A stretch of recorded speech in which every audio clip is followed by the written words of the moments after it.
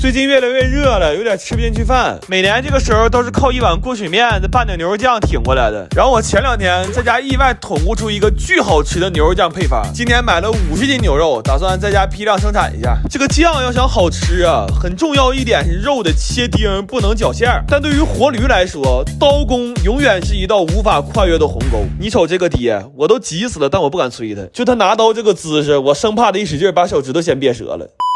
完切肉没意思呀，就开直播来着。我爸那天也看了，但咱不知道他咋看的，迷迷糊糊的就以为我们在家串串呢，拉着我妈、我姑、我姑父就过来了。到这发现不是串，但羊入了虎口，我不可能让他们走。这盛世如我所愿呢，全家都让我摁着了，扒蒜的、扒花生的、切肉的，真是老话说得好，在家靠父母，出门他还得靠父母。主要是上一次徒步搬家之后吧，我个人这一块确实没什么朋友了。后来11点多就给他们放回去了，也没让他们空手走，一人都贴好几贴膏药。然后切辣椒的时候，我有点用力过猛，怼坏好几个手套，手疼了好几天不说，3天没敢站着尿尿。完我弟说遇事还是先保大吧，这活就继承给他了。但他的智商啊，远比他的精神更让我感动，因为我仔细看了一眼他这个装备，这怕崩的地方不都在外面露着呢吗？后来炒酱的时候都早上7点多了，我寻思1个小时就能炒完呢，结果炒了4个小时。我第一次用这么大锅炒菜，甚至还找着点食堂炒大锅饭这个感觉。盛的时候我眼泪都要掉下来了，这30多个小时真不白干呢，空口吃都贼香。把家里所有罐都用上了，还有一大锅没盛呢。已经通知来取的人自己带盆了，完也告诉他们了，也备点信封啥的。因为这顿下来吃饭就剩我们哥俩了，这回还只是少俩人，没准下一顿就直接多2桌了。我就说那意思。我前2天看纪录片，看着一个给老佛爷吃的菜，相传老人家晚年牙口不太好，吃不了肉，完还干着急。他吃不着肉，御厨也着急呀，就琢磨把肉给他塞到绿豆芽里，于是就有了这一道银芽酿肉。但因为制作难度很大，所以选角也很严格。我们按照流传的标准，用4个多小时，在将近1万根豆芽里才勉强选出572根，然后要想招把这些豆芽掏空了，再往里塞肉。就这会儿我一度怀疑过，这真是一道宫廷菜吗？这不纯变态吗？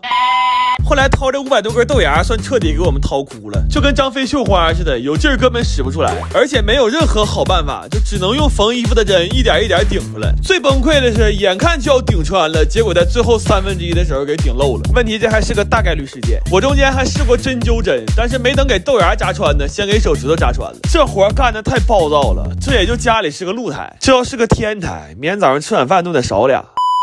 我们干了7个小时，那500多根只穿成功了264根，然后就要往里塞肉了。但没寻思干这么慢呢，那肉在冰箱放都快2天了。好在搬家之后新换了个美的微晶501冰箱，它有一个微晶1周鲜抽屉，肉放在里边冷藏保鲜1周，还和鲜肉一样，拿出来不用解冻，直接就可以烹饪，就像给肉头等舱一样的保鲜体验。有了它以后再也不用吃冻肉了。然后我们人脉有限，实在是没有当过公公的朋友，就准备了3种肉，寻总有一种能跟老佛爷对上。但是这一步比上一步还变态，往里塞火腿，差点没给我眼珠塞瞎了。肉泥可以用针线或者注热器，但是依然有被捅破的风险。到最后那1万根豆芽就穿成功了76根，做了20个小时，痔疮都快犯了，结果就整出3个1来，1天1宿就干出1口，我吐了我。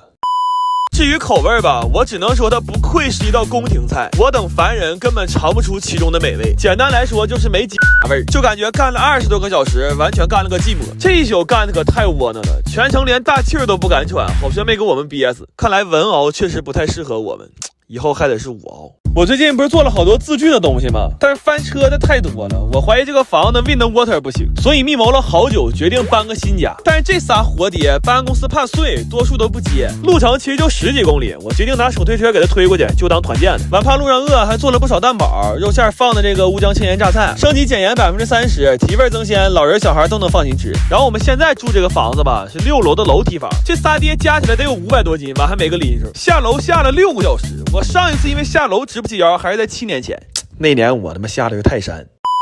完绑完酒我们就上路了，路上好多人问这是要出夜市呀还是要出国呀，然后推了3个小时就遇到了这次搬家的最大难题，就是跨江。我们需要把这800多斤搬上桥，但是使出了吃奶的劲儿，发现它根本就一动不动。完说先吃点饭吧，就在道边支了个齐齐哈尔 BBQ。 我发现烤肉加榨菜这个搭配挺绝，吃的特别开胃，而且小小方便，妥妥出行必备。但吃完饭发现还是抬不动，就开始找朋友，给通讯录都要翻出火星子来了，这段实在是太燃了。半夜11点多，除了我那几个活该倒霉的哥们，还有好多特意赶来帮忙的粉丝。甚至还有个哥们跟对象吃饭呢，给对象扔了，自己打车过来的。这10几个人少一个，我们可能都上不去这个桥。如果有记载的话，这一定是人类历史上一个特别伟大但没什么用的奇迹。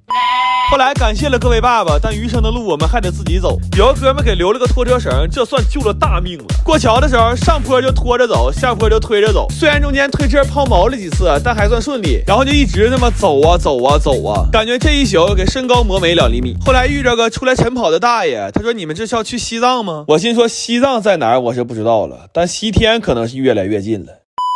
等走到新家的时候，天都亮了。巧合的是，这边也没有电梯，我们就这么一顿一顿往上挪呀，感觉每使一次劲儿都在脑淤血的边缘。最后用了2个小时才给他仨整上来。这3瓶酒到家一滴都没洒，要感谢的人太多了。我们现在虽然喘气儿都困难，但还想先给大伙磕一个。完稍微收拾了一下，房东说在露台给我们留了个惊喜。我走就发现这爹给我们留了个10碾子，我服了，他居然管这玩意儿叫惊喜。我最近在家琢磨1000层蛋糕到底能不能做1000层。我找了个教程一顿神算，发现只要厨房举架够高，这事儿没啥难。但是当我干上之后，我发现我少算了一个变量，就是能力。我看那老师1分钟能烙好几张饼，但我们2分钟只能烙出3张饼。那么也就是说，不吃不喝不尿尿，光烙饼皮就得30个小时，要全做完就得50个小时不合眼。那还吃啥蛋糕啊？那不他妈直接吃席了吗？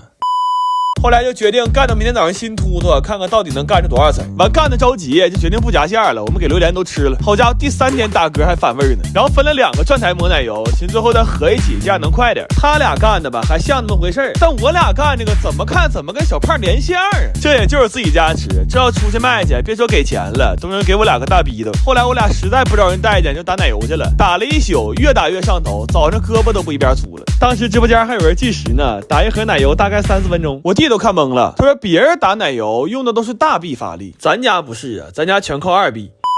完干到2天，我们同学扛不住了，他还挺养生，带了好几瓶小鲜炖的鲜炖燕窝。这个燕窝都是下单鲜炖，每周冷鲜配送的，而且没有任何添加剂，配料只有燕窝、冰糖和水，保质期只有15天，捞丝特别浓稠。我有幸尝了一口，口感和新鲜度都非常好。总熬夜看驴的姑娘可以多备点。然后他走了，我们又干了4-5个小时，干到早晨8点多，真干不动了，就感觉已经形成质量守恒了。这个蛋糕每增加1层啊，可能对应着我们的寿命就要减少1年了。